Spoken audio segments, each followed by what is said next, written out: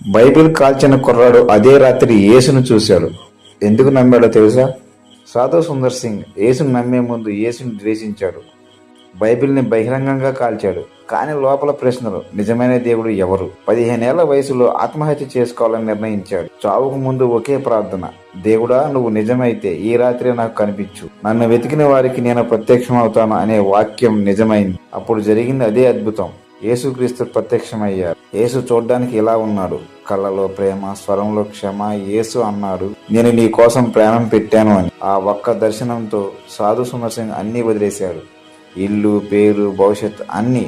యేసు ఎందుకు నమ్మాడో కారణం ఇదే. మతం చెప్పిన దేవుడు కాదు, తనను పిలిచినా జీవించే యేసు అతనికి కనిపించాడు. అందుకే కొట్టినా, బావిలో వేసినా, చావు ఎదురైనా ఒకటే మాట చెప్పాడు: నేను యేసును చూశాను అని. యేసు ఒక మతం కాదు, యేసు ఒక అనుభవం అని చెప్పాడు. 1929లో హిమాలయ ప్రాంతానికి వెళ్లి మాయమయ్యాడు.